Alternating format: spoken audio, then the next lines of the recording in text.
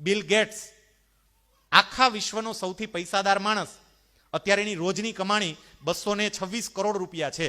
રોજના એ માણસ તમામ ખર્ચાઓ બાદ કર્યા પછી 226 કરોડ રૂપિયા કમાય છે.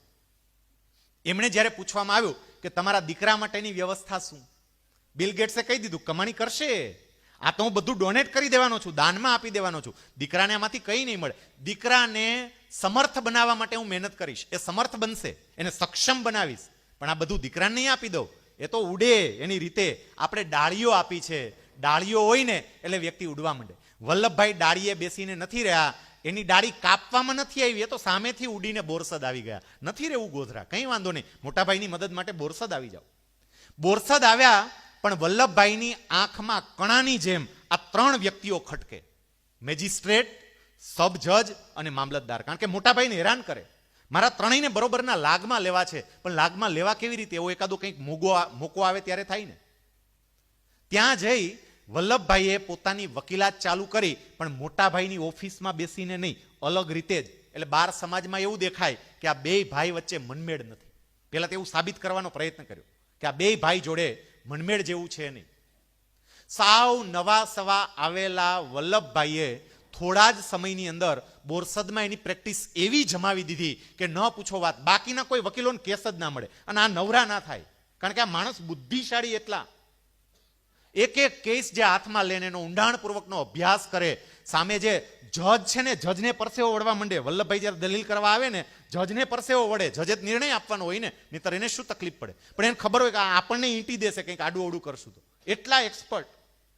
એ વકીલાતમાં કેવા એક્સપર્ટ હતા ને, એનું એક ઉદાહરણ, એના ઉપરથી આપણને ખબર પડે કે આની બુદ્ધિ આ વકીલાતમાં કેટલી ચાલતી હતી. રેલવેની અંદર એક કર્મચારી, અને એ કર્મચારી કોઈ વાંકમાં આવ્યો હશે, એના અધિકારી સાથે એને અણબનાવ, એટલે એના અધિકારીએ નક્કી કર્યું કે આ કર્મચારીને બરોબરનો આંટી દેવો છે. એ કર્મચારી ઉપર એક કેસ કર્યો. કેસ ચાલ્યો. એ કેસની અંદર આ કર્મચારી જો ગુનેગાર છે એવું કેટલીક સાબિતી મળે ને, તો કેસ વધારે મજબૂત બને અને કર્મચારી બરોબરનો સલવાઈ જાય. એટલે અધિકારી બધા એવા પ્રયત્ન કરે, આ કર્મચારી પહેલા પણ ગુનેગાર હતો એવું કંઈક સાબિત થાય ને જો, તો આને બરોબરનો સલવાડી દો. સામે પક્ષે આ જે રેલવેનો કર્મચારી હતો એને વકીલ તરીકે વલ્લભભાઈને રોકેલા. એટલે જેની યારે વલ્લભભાઈ હોય પછી તો હવે સામે ભલે ને ગમે એ પડ્યું હોય શું થાય. પેલો વ્યક્તિ એટલે એનો અધિકારી એ આ કર્મચારીને એવું કહે છે કે તારી વિરુદ્ધમાં કેસ તો થયો છે, પણ હવે મને પસ્તાવો થાય છે, મને એવું લાગે છે કે મારે તને છોડાવી દેવો છે, મને પસ્તાવો થાય.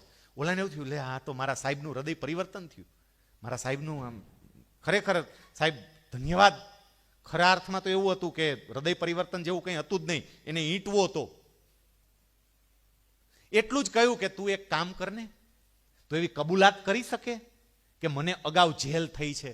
ખાલી એટલું એક લખીને આપી દે કે મને અગાઉ જેલ થઈ છે, આટલું લખીને મને આપી દે ને, તો હું એ કે કોર્ટમાં રજૂ કરી દઉં, પછી તને કે નાની એવી સજા થશે, બહુ મોટી સજા નહીં થાય, સાવ નાની સજા થશે ને તારો કેસ પૂરો થઈ જશે.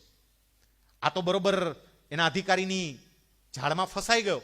એને નક્કી કર્યું કે હા હું લખીને આપી દઉં, પણ લખતા પહેલા વિચાર આવ્યો કે મારા વકીલને તો એકવાર મળી લઉં. એટલે વલ્લભભાઈ પાસે આવ્યા અને વલ્લભભાઈને આવીને વાત કરી કે મારા અધિકારી એવું કહે છે કે આવું એક નાનું લખીને આપી દે ને કે તને અગાઉ સજા થઈ હતી, તો એ કે હું છૂટી જઈશ, મને નાની જ સજા થશે, તો એવું લખીને આપી દઉં.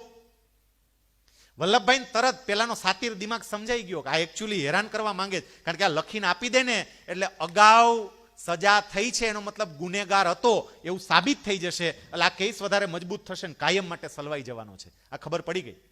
વલ્લભભાઈએ તરત કહ્યું કે લખીને નથી આપવું, પણ હવે એ કે એક કામ કર ને, તારું જન્મનું પ્રમાણપત્ર મળી શકે ખરું?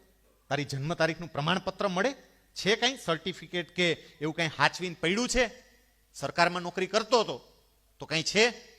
એ કે હા મારા બા પાસે પડ્યું છે. કે પૂછી જો, તારા બાને પૂછીને ખાતરી કરી લે, પછી મને બીજે દિવસે કે.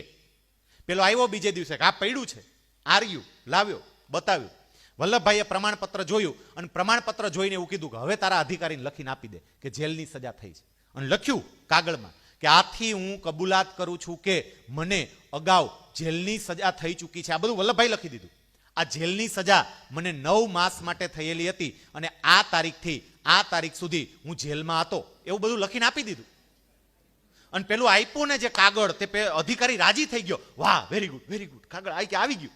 અને એને એના વકીલને, પેલા સરકારી વકીલ હોય ને, સરકારી વકીલને આપી દીધું કે હવે પાડી દો આને. કોર્ટમાં કેસ ચાલ્યો, કોર્ટની અંદર કેસમાં એ કાગળ રજૂ થયો. કાગળ રજૂ, વલ્લભભાઈ શાંતિથી જોતા, બધું જે થાય એ થવા દે. જજે ફેંસલો આપી દીધો કે આને આ મોટી સજા, આકરી સજા કરવામાં આવે. આકરી સજાનો નિર્ણય આવી ગયો. વલ્લભભાઈ આગળની કોર્ટમાં જવા માંગતા હતા, એટલે હવે એ કેસને એને અપીલ ઉપલી કોર્ટમાં કરી. કારણ કે આ નીચલા દરજે આ થોડોક મોટો મામલો એને થવા દેવો હતો. ઉપલી કોર્ટમાં ગયો કેસ. અને ઉપલી કોર્ટની અંદર પણ પેલા સરકારી વકીલ પાસે પ્રમાણપત્ર હતું જ કે 9 મહિના સુધી આને સજા થઈ છે. કેસ ચાલ્યો, દલીલો ચાલતી હતી.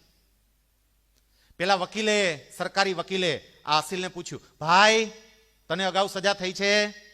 હા થઈ છે. શેની? જેલની. કેટલો સમય? 9 મહિના. અને પછી તરત કહી દીધું, જજ સાહેબ આ આરોપીની કબૂલાતને ધ્યાનમાં લેવામાં આવે. પછી વલ્લભભાઈને કે તમારા પ્રશ્ન પૂછવા પૂછો. એટલે વલ્લભભાઈ આવ્યા પ્રશ્ન પૂછવા. જેલની સજા થઈ છે? કે હા થઈ છે. કેટલી? 9 મહિનાની. કઈ જેલ? કે માના ગર્ભની જેલ. ભણાવીને પેલા પઢાવીને મોકલેલો બધું. એટલે જજ ને બધા એમ માથું ખંજોરે કે આ શું બોલે છે. કે મને સજા થઈ, મને થઈ છે, તમને થઈ છે, જજ સાહેબ નહીં થઈ છે, બધાને થઈ છે. 9 મહિના માના પેટમાં રહ્યો તો એ જેલની સજા થઈ છે. એટલે ઓલા કે આ શું બકે છે? બકતો નથી, બરોબર જ કહું છું. આ જન્મનું પ્રમાણપત્ર અને આમાં તારીખ લખી છે એ જોઈ લો. આમાં જે તારીખ લખી છે કે આ તારીખથી આ તારીખ સુધી જેલની સજા થઈ હતી, અને જેલમાંથી છૂટવાનો દિવસ અને મારા જન્મનો દિવસ જોઈ લ્યો. પ્રમાણપત્ર આપી દીધું બે. અને જજે જે ઉધડા લીધા છે, સરકારી વકીલને, અધિકારીને, બધાને ઠોક્યા. અને વલ્લભભાઈ કે મારે મોટી કોર્ટમાં જ બધાને લેવાતા, એટલે નીચે દલીલ ન કરી. આવા વકીલ હતા. હવે આવા વકીલ હોય પછી વકીલાત કેવી હાલે? એટલે એમની વકીલાત બોરસદમાં જોરદાર રીતે ચાલે. એમાં પેલી જે ત્રિપુટી હતી, મેજિસ્ટ્રેટ, પછી સબ જજ અને મામલતદાર, એમાં મામલતદાર એક કેસમાં ફસાણા અને મામલતદાર એક કેસમાં ફસાણા. એટલે હવે સારો વકીલ કયો ગોતવો? તો આખા બોરસદમાં નંબર 1 વકીલ હોય તો એક જ હતો, વલ્લભભાઈ ઝવેરભાઈ પટેલ. એટલે વલ્લભભાઈ ઝવેરભાઈ પટેલ પાસે આ ત્રિપુટી આવી. અને પાછું એ આમ અંદર થોડોક આનંદ થતો હતો કે વિઠ્ઠલભાઈ થી તા જુદા રહે છે, એટલે આપણે તો વિઠ્ઠલભાઈ યારે અણબનાવ છે, વલ્લભભાઈ સાથે તો કંઈ છે નહીં. વલ્લભભાઈને મળવા માટે આવ્યા, વાત કરી કે અમને આ તકલીફ છે અને અમારા વતી આ કેસ તમે લડો ને. વલ્લભભાઈ કે વાંધો નહીં, લડું, પણ તમે મને ઓળખો છો હું કોણ છું તે? એ કે હા તમે વલ્લભભાઈ પટેલ. એમ નહીં, હું વિઠ્ઠલભાઈ પટેલનો નાનો ભાઈ છું. વિઠ્ઠલભાઈ મારા મોટા ભાઈ છે. ઓલા થોડાક બિચારા ઢીલા પડ્યા. પછી વલ્લભભાઈ કે જો આ કેસ લડવો હોય ને લડી દઈશ. એક કામ કરો, વિઠ્ઠલભાઈ પાસે જાઓ, વિઠ્ઠલભાઈની માફી માંગો, વિઠ્ઠલભાઈ પાસેથી ચિઠ્ઠી લખાઈ આવો, અને એ ચિઠ્ઠી લખી દે તો આ વલ્લભ કેસ હાથમાં લે, નહીતર વલ્લભ કેસ હાથમાં નહીં લે. અને આ ત્રણેય એક નહીં જાતા, ત્રણેય હારે જાજો. માત્ર મામલતદાર નહીં, ઓલા બેયને હારે લઈને જાજો. ત્રણેય જણા ગયા, વલ્લભભાઈ વિઠ્ઠલભાઈની માફી માંગી. અને પછી વિઠ્ઠલભાઈને આમ બહુ મજા આવી ગઈ. વિઠ્ઠલભાઈએ ચિઠ્ઠી લખી દીધી અને પછી વલ્લભભાઈએ એનો કેસ હાથમાં લીધો. મોટા ભાઈ માટે એ ગોધરાથી બોરસદ આવ્યા એટલું નહીં, મોટા ભાઈને જેની યારે અંટસ હતી, મોટા ભાઈને જેનાથી તકલીફ પડતી હતી ને, એ વ્યક્તિઓને મોટા ભાઈના પગમાં પાડવાનું કામ પણ આ વલ્લભભાઈએ કરીને બતાવ્યું. એ વલ્લભભાઈ એ વખતે વિઠ્ઠલભાઈ નાના હતા ત્યારે મને બળદ કહીને બોલાવતા હતા, એવી વાતો યાદ નહોતા કરતા. નહીતર તે કે કા ભાઈ યાદ છે ને ભાઈ, હું નાનો હતો ત્યારે ગાંડો બળદ કહેતા હતા. આ ગાંડા બળદની ઢીક ખાવી છે એવું નથી કીધું એને. આપણે આ બધું યાદ કરતા હોઈએ છીએ, એને એવું કશું જ યાદ નથી કર્યું. મોટા ભાઈને મદદ કરવા માટે જરૂર પડી તો એ પહોંચી ગયા છે. અને માત્ર આટલી મોટા ભાઈને મદદ કરી છે એટલું નહીં, વિઠ્ઠલભાઈને મદદ કરી છે એટલું નહીં, પરિવારની અંદર ગામડે કરમસદમાં રહેલા ભાઈઓને પણ એને એટલી જ મદદ કરી. અને અહીંયા બોરસદ આવ્યા પછી નહીં, ગોધરા હતા ત્યારે પણ નિયમિત રીતે કરમસદને ભૂલ્યા નથી. કરમસદમાં મોટા ભાઈઓને અને મંદિરમાં રહેતા બાપુજીને નિયમિત રીતે મદદ મોકલતા. વિઠ્ઠલભાઈનો સ્વભાવ હતો, વિઠ્ઠલભાઈ ઘરે મદદ ના કરે, એનો એક સ્વભાવ હતો, એ ઘરે મદદ ના કરતા. વલ્લભભાઈ નિયમિતપણે ઘરે મદદ કરતા. અને એમાંય વલ્લભભાઈએ મોટાભાઈ નરસિંહભાઈ ઉપર લખેલો એક પત્ર, એ પત્ર આપણે વાંચીએ, પારિવારિક પ્રેમની અદ્ભુત પ્રસ્તુતિ કરતો પત્ર. આપણને ખબર પડે કે વલ્લભભાઈને પોતાના પરિવાર પ્રત્યે કેટલો પ્રેમ હતો એવો આ અદ્ભુત પત્ર છે. જે પત્ર લખ્યો છે એ પત્રના શબ્દે શબ્દ હું વાંચું છું એટલે આપણને ખબર પડે કે પોતાના ભાઈઓ પ્રત્યે આ માણસને કેટલો પ્રેમ હતો. બોરસદથી 14મી જાન્યુઆરી 1904ના રોજ આ પત્ર લખવામાં આવ્યો છે અને આ પત્ર મોટાભાઈ નરસિંહભાઈને લખ્યો છે.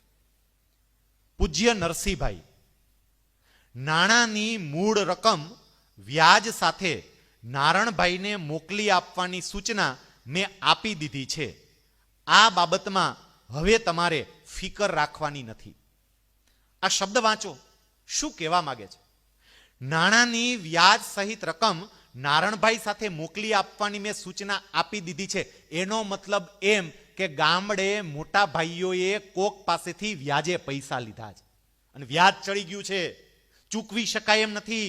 એટલે વલ્લભભાઈને કાગળ લખ્યો હશે કે વલ્લભ, આ મુશ્કેલી આવી છે, આ ખેતરની અંદર કંઈ પાકતું નથી અને વરસ ઉતારવા માટે વ્યાજે પૈસા લેવા પડ્યા છે, વ્યાજ વધતું જાય છે, શું કરવું ખબર નથી પડતી. અને એ વખતે વલ્લભભાઈ વ્યાજ સહિત મોટા ભાઈના પૈસા ચૂકવી દે છે. મોટા ભાઈઓ જેટલા બેઠા હોય જરા વિચારજો, વલ્લભભાઈએ પોતાના ભાઈના પૈસા વ્યાજ સહિત ચૂકવી દીધા છે. આપણે વ્યાજ સહિત ન ચૂકવી શકીએ તો કાંઈ નહીં, કમસે કમ પડાવી તો ના લઈએ. ભાઈના પડાવી લઈએ છીએ. બાજુમાં એક સાહ હોય ને એ દબાવે, સાહે દબાવે, સગા ભાઈનો સાહ હોય. એવો વિચાર નથી આવતો કે એક જતો કરું ભાઈ તારા માટે. અને એ વખતે વલ્લભભાઈને જરા યાદ કરવા. આજ વલ્લભભાઈ પત્રમાં આગળ લખે છે, બેનના ઘરેણા ગીરવે મૂકવાની વાત તમને શોભતી નથી. એનો મતલબ એમ કે કુટુંબની પરિસ્થિતિ એટલી હદે વણસી હશે કે સૌથી નાના ડાઈ બેન એના જે કેટલાક ઘરેણા હશે એ ઘરેણા ગીરવે મૂકવાની વાત હતી. વલ્લભભાઈએ ના પાડે છે. આગળ પત્રમાં લખે છે, મને લાગે છે કે તમારું દેવું આપણા સૌનું દેવું છે. કોની પાસેથી કેટલા નાણાં લીધા છે તેની વિગત મોકલાવશો તો હું તમને આ ભારમાંથી છોડાવી દઈશ. ખાલી માત્ર અત્યારે તમારા વ્યાજ સહિત પૈસા ભરું છું એમ નહીં, પેટ છૂટી વાત કરો. કોની પાસેથી કેટલા કેટલા લીધા બોલો, હું આપી દઈશ. મેં ભેગા કર્યા છે, ગોધરા તો ત્યારની બચત કરું છું, છે પૈસા, તમે બોલો, જે હોય એ બોલો. બેનના ઘરેણા ગીરવે મૂકવા નથી. તમે જે નારણભાઈની વાત કરી હતી એને પૈસા મોકલાવી દીધા છે વ્યાજ સહિત. અને બીજું કંઈ હોય તો એ પણ પેટ ખોલીને કહો. આગળ એક ત્રીજી વાત લખે છે પત્રમાં, કાશીભાઈ નડિયાદ છોડીને તમારી પાસે કરમસદ કેમ આવી ગયા? કાશીભાઈ એટલે વલ્લભભાઈથી નાના ભાઈ. આપણે ગઈકાલે એની વાત કરી હતી.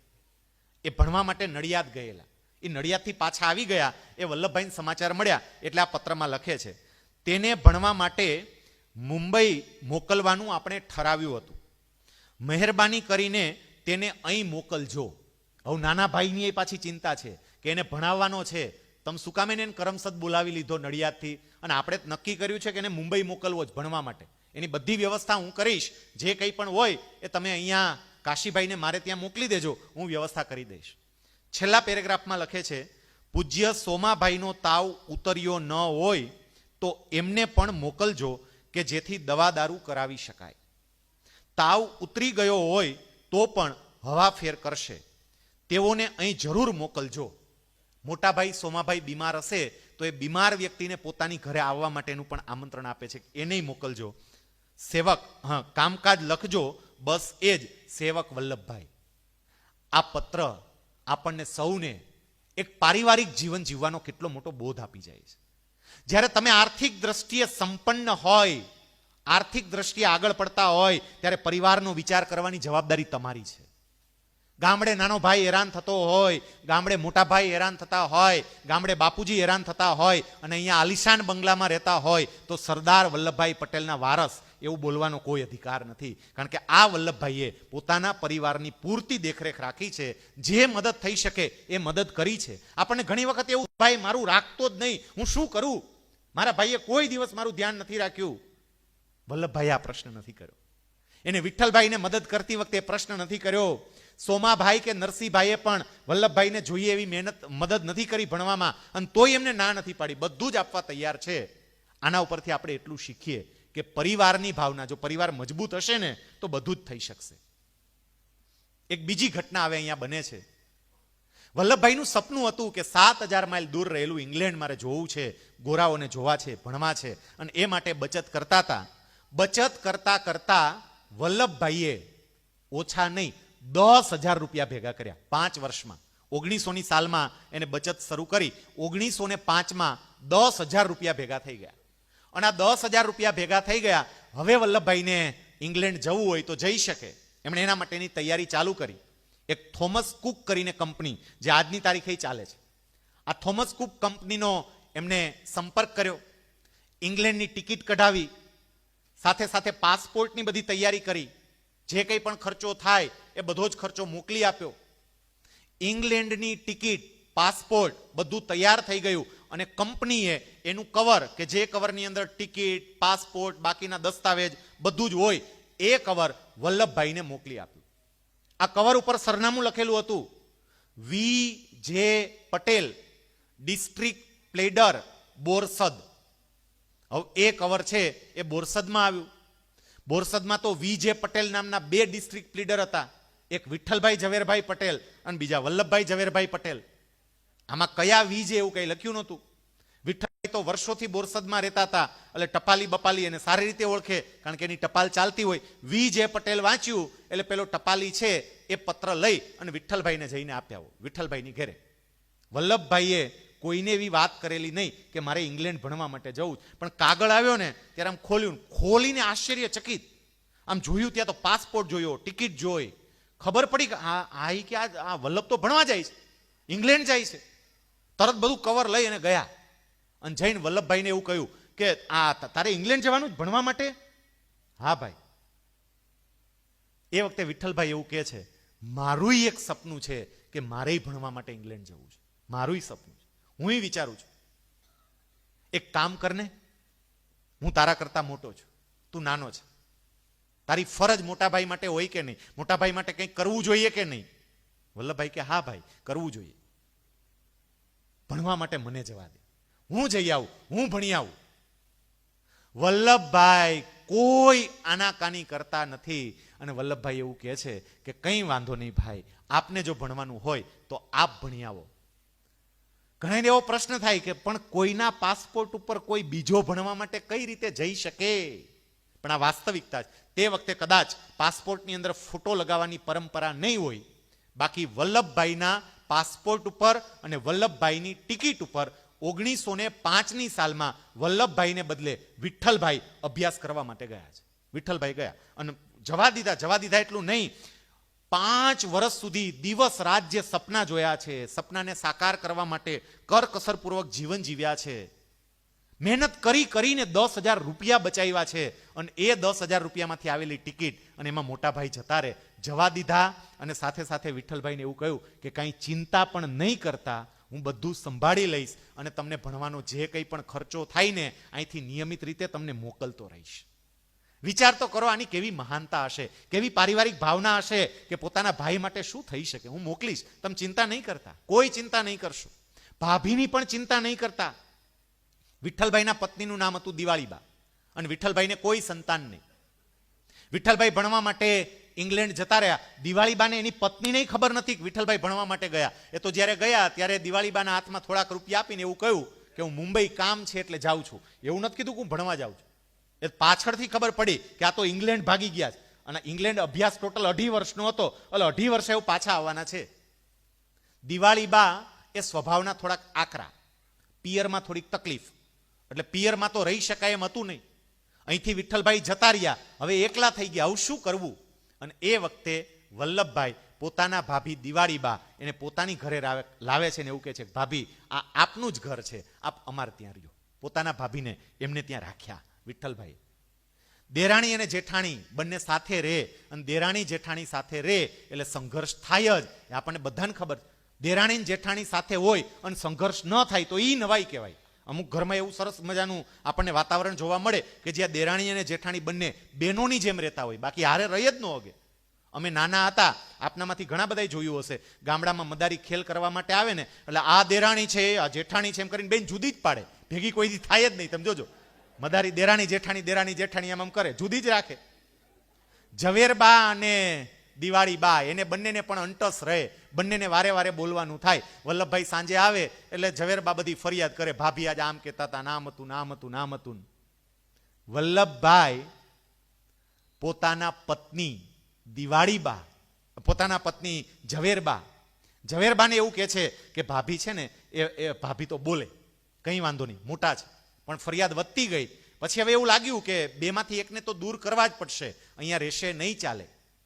કદાચ કોઈને આ ઘટનાની ખબર નથી કે જ્યારે બેમાંથી કોઈ એકને દૂર કરવાની પરિસ્થિતિ આવી ત્યારે વલ્લભભાઈએ પોતાના ભાભીને એમ નથી કહ્યું કે ભાભી થોડો સમય તમે પિયર જઈને રહો, ભાભી થોડો સમય તમે કરમસદ જઈ અને બા સાથે રહ્યો, એવું નથી કહ્યું. એમણે પોતાના પત્ની ઝવેરબાને એના માટે તૈયાર કર્યા કે તમે થોડો સમય તમારે પિયર રહો, થોડો સમય બા પાસે રહો, તમે અહીંયા રહેશો તો ભાભીને નહીં ફાવે.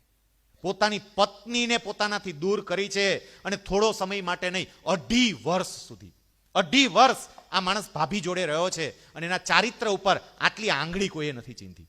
નહીતર 2.5 વર્ષ ભાભી સાથે એકલા રહેતા હોય તો કદાચ કોઈક આંગળી પણ ચીંધે, ચારિત્રની બાબતમાં બોલે, પણ આ વ્યક્તિનું જીવન એવું હતું કે કોઈએ ચારિત્રની બાબતમાં એમની સામે આંગળી પણ નથી ચીંધી. અને પત્નીને કેટલું સમજાવ્યું હશે, કેટલા કન્વિન્સ કર્યા હશે, ત્યારે પત્ની ગયા છે. 2005ની અંદર જ્યારે ઝવેરબાને પિયર મોકલ્યા, થોડો સમય માટે એમને કરમસદ રહેવાનું પણ કહ્યું, ત્યારે વલ્લભભાઈને એક દીકરો અને એક દીકરી હતી.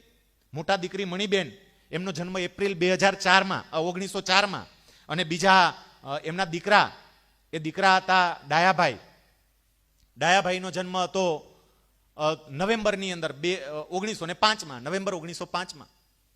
આ તમે ઘટના જુઓ એટલે તમને ખબર પડે કે દીકરો અને દીકરી નાના નાના હતા, અને આમ છતાં પણ એમને મોકલી દીધા. 1905ની સાલમાં બેરિસ્ટર બનવા માટે વિઠ્ઠલભાઈ લંડન ગયા, ભણી અને પાછા આવ્યા.